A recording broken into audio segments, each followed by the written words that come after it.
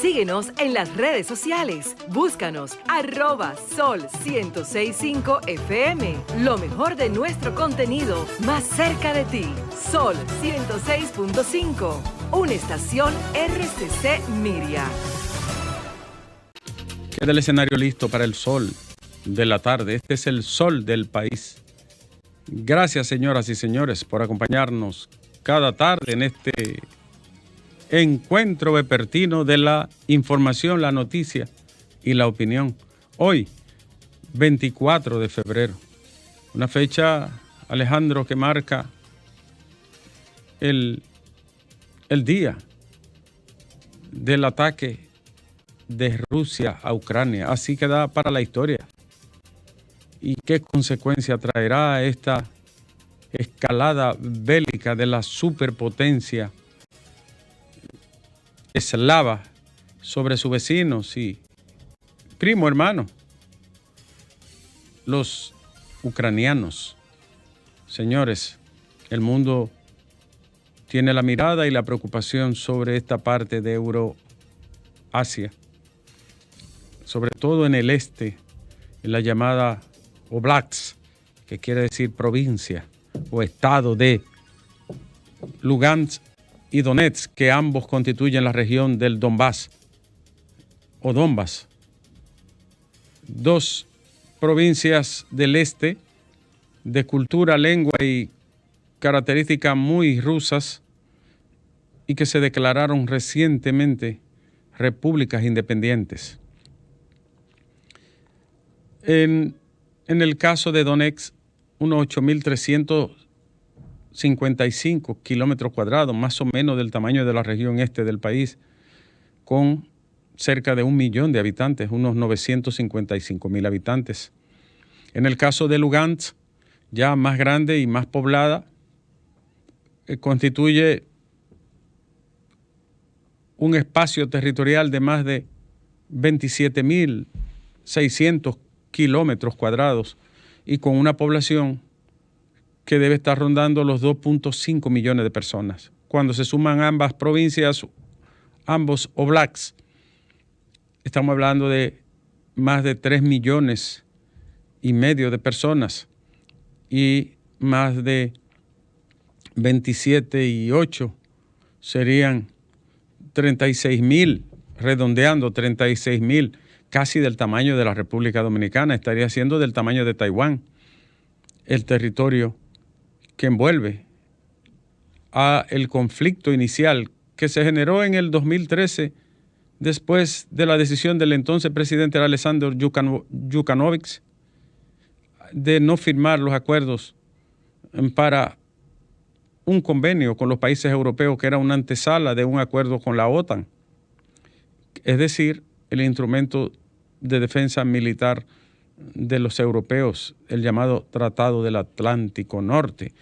Al negarse, hubo un levantamiento principalmente en Kiev, la capital de Ucrania, y debió de salir y abandonar el país, renunciando a la presidencia después de un levantamiento civil. Naturalmente, allí hubo un conflicto de grandes magnitudes porque más de 100 personas murieron y hubo muchos atropellos contra los ciudadanos. Esto marcó el inicio de un conflicto que estaba, de alguna manera, estaba en larvando, ¿no?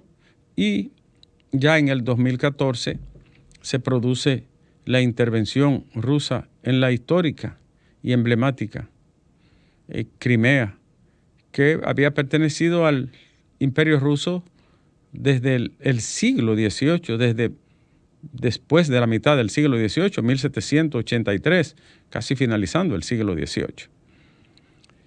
Crimea, con características similares a Donetsk y Lugansk, es decir, idioma ruso, cultura rusa, fronteriza, también una larga y tediosa frontera, una buena parte de ella de hielo durante mucho tiempo en el año, pues abrió paso a la expansión de los rusos que, como una manera de contener la expansión de la OTAN en el traspatio de la frontera rusa, es decir, Ucrania.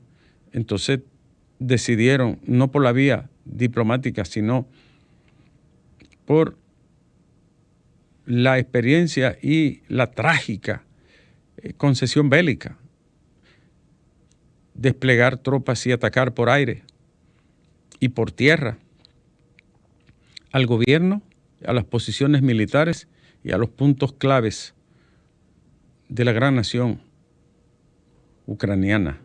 El primer ataque fue al aeropuerto para evitar la movilidad de las naves aéreas, y luego los ataques se concentraron en puntos estratégicos como los lanzadores y plataformas lanzadoras de misiles, y después de ahí a lugares logísticos de donde se abastece de combustible, armas y alimentos, en una escaramuza repentina que nos hizo quedar a muchos en el error de concebir improbable un ataque militar por parte de Rusia. Se dio aquello que no creíamos que iba a ocurrir. Aconteció eso que el mundo ve hoy con asombro. Era un ataque desproporcionado y contundente de las fuerzas rusas sobre la pequeña nación comparable con el gran gigante euroasiático que tiene 17.5 millones de kilómetros cuadrados. Es pequeño el territorio de Ucrania, que debe de estar, creo que debe de tener unos 600, 700 mil, ¿verdad, Jovine? Kilómetros cuadrados. Y unos 44 millones de habitantes. Sí. Esto, señores, es de gran preocupación. Una peligrosísima escalada que además es un desafío a la comunidad internacional. Pero también, viéndolo en un plano muy objetivo, puede una superpotencia militar, económica y tecnológica, puede una superpotencia, la más grande del planeta en extensión territorial, puede esa superpotencia permitirse que en sus fronteras naturales e históricas le coloquen misiles de defensa de otro país de alta destrucción. No sé, piensen, por ejemplo, guardando la distancia, ¿permitiría a Estados Unidos que México coloque misiles rusos o de otra índole? Con Cuba no pasó. Piensen, por ejemplo, en la crisis de los misiles de agosto del 62, del siglo pasado, con Cuba y los famosos misiles de Nikita Khrushchev. ¿Permitiría a Estados Unidos que le pongan misiles en la frontera con Canadá? También hay que verlo todo en un plano de la racionalidad. No estamos hablando de juntas de vecinos, no estamos hablando de paisitos insulares y pequeños con economías, poblaciones y dimensiones pequeñísimas y de poca significación en el geopoder que equilibra el mundo, ¿no? Es complicado el tema.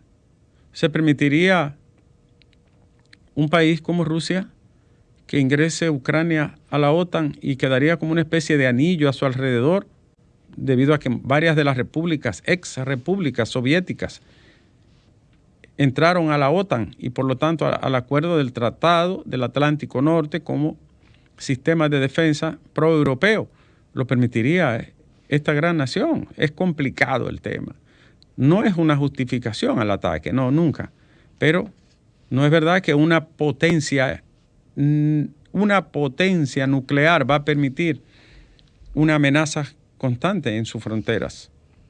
Claro, esto no justifica una acción que a todas luces será un aplastamiento. No hay manera de que ni el ejército ni las fuerzas regulares de Ucrania puedan parar una embestida de la nación rusa. Eso no hay manera de que pueda ocurrir. Ahora, las consecuencias geopolíticas, económicas, energéticas y humanas de esto, ya ustedes pueden verlo. Solamente con el anuncio del ataque a Ucrania, el Brent, que es una de las referencias del barril de petróleo, subía a $102. Y en la mañana el West Texas, que es referencia para nosotros los dominicanos, estuvo a 99. Después del mediodía, creo que debe estar rondando los $97 el barril. Un aumento desproporcionado, que además envía el mensaje de el catastrófico cuadro del petróleo en el corto plazo. Esto, señores, nadie, al menos muchos analistas, comentaristas y hacedores de opinión, no esperaban un ataque de esta magnitud. Creo que ni siquiera los europeos estaban verdaderamente conscientes de la escalada que desplegaría el líder ruso Vladimir Putin. Y hay que decirlo, es una desigual y muy asimétrica lucha de poder. Esto así también porque la OTAN se vería imposibilitada de incursionar en un conflicto donde están involucrados dos actores que no pertenecen al organismo. Además, como comentábamos en off, el presidente ruso ha dicho que quien interfiera o intervenga de manera externa recibirá la respuesta nunca vista en la historia. Es una amenaza, pero una amenaza velada, ¿no? Una amenaza geométrica. Cuando dice nunca vista en la historia, está hablando no de armas convencionales, sino de armas superiores. Entonces yo creo que la mejor salida es un acuerdo en el que se comprometa la seguridad de Rusia sin colocación de ningún tipo de armamento de destrucción mayor en sus fronteras y en territorio ucraniano, y que Rusia retroceda y abandone la incursión que ha realizado en tierra, la negra, y se puede decir que es probablemente la mejor tierra del planeta en términos de humus y de manto. Solo Moca se compara con eso. Así es, una tierra formidable, ubérrima, una tierra única, esa de Ucrania, que por lo demás Ucrania tiene muchos radioisótopos, minerales y metales, algunos de ellos rarísimos en el mundo y que solo hay allí en gran cantidad. Y eso incluye, señores, el uranio, entre otros, de gran valor en el mundo militar, tecnológico. Para los dominicanos, si es el caso específico nuestro, esto significa mucha incertidumbre y preocupación. Ya el presidente convocó y habló, se refirió a prepararse para posibles días especiales. ¿Quién sabe qué pueda ocurrir? Tenemos reserva para 30 días de petróleo en la refinería dominicana de petróleo y nadie puede prever ni anticipar cuáles serían las consecuencias inmediatas de un conflicto de este tamaño. Quiera Dios que asome la luz de la razón, Alejandro, y que la mesa diplomática domine el escenario y la discusión que deba de prenderse en lo adelante. He visto mucho análisis de todo tipo, color, tamaño, ideología y posición, pero hacer un análisis objetivo de esto significa despejarse de toda pasión, duda y de simpatías incluso. Es complicado el tema. Es complicado. Y lo dijimos aquí. Para imponerle misiles a Rusia allí, en la puerta hacia Europa, esa parte por donde se sale y se cruza, y las zonas contiguas al Mar Negro, para imponerle misiles a Rusia allí tendrían que pulverizarla. Y eso no es fácil. No lo es por las razones que ustedes conocen. Bueno, ojalá y asome, repito, la luz de la razón y esto pueda resolverse de forma dialogal y diplomática. Un instrumento que en este momento no luce ser factible porque el campo de acciones y el teatro de los acontecimientos están marcando un ataque bélico un ataque militar. Pero hay más información, Alejandro, antes de pasar con la gente. Y es que, bueno, la Cámara de Cuentas. La carta que envía la magistrada Tolentino de Mackenzie al presidente. No conozco las intríngulis ni las interioridades, ni conozco los perfiles de la magistrada. Pero si ella está haciendo una carta porque quiere canalizar la institucionalidad y el recaudo institucional, yo no lo veo mal. No veo que tenga nada pecaminoso. Ahora, conociendo uno el histórico de esa Cámara de Cuentas y los intereses que se han jugado allí en favor de la impunidad y de los bandidos del país, veo la carta de manera sospechosa. No a la joven distinguida magistrada, no. Veo la carta, hablo del instrumento, ¿no?, llamado carta. Lo veo sospechoso. Recuerden que esa Cámara de Cuentas ha servido para apañar, encubrir y enmascarar las acciones deleznables e impúdicas de mucha gente que ha defraudado el erario y que ha robado al país. No digo que este sea el caso, jamás lo diría, nunca lo diría, no, para nada. Sería pecaminoso de mi parte, antiético y poco prudente hacer una comparación. Pero, como dice la canción de Rafael, a veces llegan cartas, ¿no? ¿Qué trae esta carta? ¿Qué procura? ¿Cuáles son sus fines? ¿Quién la propuso a ella? ¿Quién la postuló? Todo eso es bueno saberlo. Y cuando conozcamos el origen de quién la propuso, de dónde viene y cuál es su procedencia, y esperemos el devenir, a ver si su lucha es puramente institucional, entonces pues estaríamos de acuerdo y le diríamos, magistrada, y creo que su acción merece respeto, consideración, incluso reconocimiento, si es que lo vale. Pero conociendo nosotros el comportamiento de la Cámara de Cuentas, repito, no quiero decir que este sea el caso. Ahí han metido gente verdaderamente a hacerle daño al país.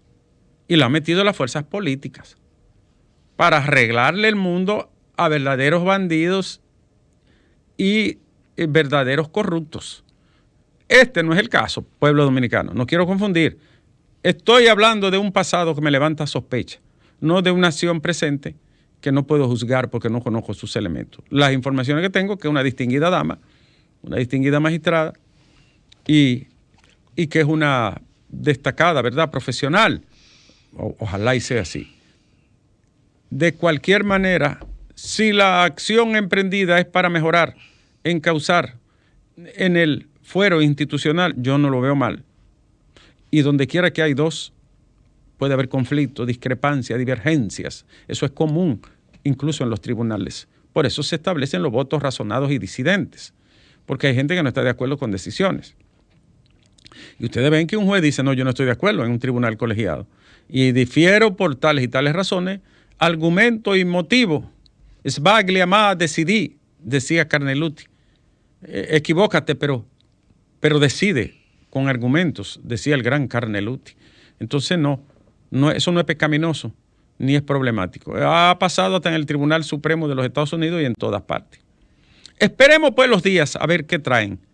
Y si esta disidencia e inconformidad tiene un objetivo puramente institucional, o si es personal, si tiene una dosis de orgullo, todo eso lo sabremos. Ojalá y sea por el bien de ese órgano colegiado. Ojalá y sea así. Yo confío en esa Cámara de Cuentas. Creo en ellos. Le tributo respeto. Creo en esa gente hasta que me hagan quedar mal, y espero que no sea así. Creo en ellos. El presidente de los Estados Unidos habla de bloquear los fondos de los bancos rusos en Estados Unidos, uno de los cuales tiene alrededor de 200 billones de dólares. Si le bloquean las cuentas, y pienso que Putin ya tomó todo eso en consideración. Putin no es un loco, señores. Lo que ha hecho el presidente ruso ha sido calculado, pensado, ponderado, analizado y con proyección a consecuencias futuras. Esta acción no es el acto de una junta de vecinos, Don Bosco, donde yo vivo. No.